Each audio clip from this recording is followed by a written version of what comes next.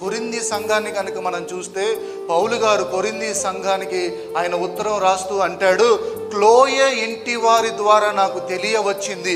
ఏమిటి అంటే, మీ సంఘములో కక్షలు ఉన్నాయట కదా, మీ సంఘములో కలహాలు ఉన్నాయట కదా. ఒకడేమో నేను పౌలు వాడిని అంటున్నాడంట, ఇంకొకడు నేను అపోల్లో వాడిని అంటున్నాడట, ఇంకొకడు నేను కేఫా వాడిని అంటున్నాడట, ఇంకొకడు నేను క్రీస్తు వాడిని అంటున్నాడట. అంటే ఆ సంఘములో ఏమున్నాయి? 4 గ్రూపులు ఉన్నాయి, 4 అభిమాన సంఘాలు ఉన్నాయి. అంటే ఈ సంఘములో ఉన్న ఈ గ్రూపులు ఏం చేస్తారంటే, తమ గ్రూపే డామినేట్ చేయాలని ప్రయత్నము చేస్తారు. తమ గ్రూప్ లీడరే ఎప్పుడు హైలైట్ అవ్వాలని ప్రయత్నము చేస్తారు. తద్వారా సంఘములో ఏమి జరుగుతుంది? సంఘములో కలహము వచ్చేస్తుంది, సంఘములో డివిజన్ వచ్చేస్తుంది. ఈరోజున అనేక సంఘాలు అదే కదండి పరిస్థితి. దేవుడు పెట్టిన స్టాండర్డ్ ఎక్కడో ఉంటే ఈరోజున అనేక సంఘాలు అధః పాతాళంలో కనబడుతున్నాయి. ఈ విషయంలో ఏంటంటాడు ఇక్కడ పౌలు గారు, మీ యొక్క హృదయాలు ప్రేమ చేత అతకబడాలి. ఎందుకు వస్తాయండి చెప్పండి కలహాలు? మొట్టమొదటి రీజన్ ఏంటి తెలుసా? అసూయ. రెండవ రీజన్ ఏంటో తెలుసా? గర్వము, అహంకారము.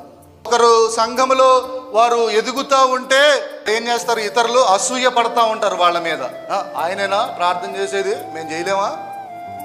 పాస్టర్ గారు ఎవరికన్నా పిలిచి ప్రార్థన చేయడానికి అవకాశం ఇచ్చారనుకోండి, అందరూ కాదు, కొంతమంది ఏం చేస్తారు? ఆయనైనా ప్రార్థన చేసేది, మేము చేయలేమా? ఆమెనా పాట పాడేది, మేము పాడలేమా? నీకు కూడా ఇస్తాడు అవకాశం, అప్పటి వరకు వేచి ఉండొచ్చు కదా.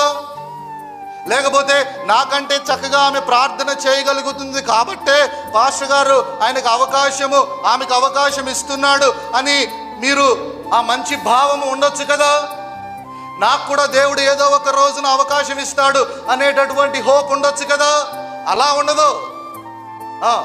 ఆమెకే ఇస్తున్నారండి పాస్టర్ గారు, ఆమెనే హైలైట్ చేస్తున్నారు. ఉన్నాయా లేవండి ఇలాంటి పరిస్థితులు?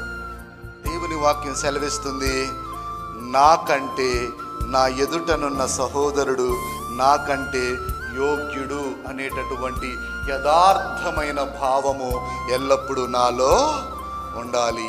ఆమేన్.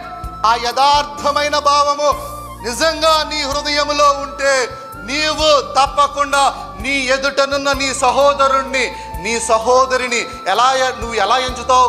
నీకంటే యోగ్యునిగా, యోగ్యురాలిగా ఉంచుతావు. అప్పుడు అసూయ ఉండదు, గర్వం ఉండదు, అహంకారం ఉండదు, ప్రాబ్లం ఉండదు.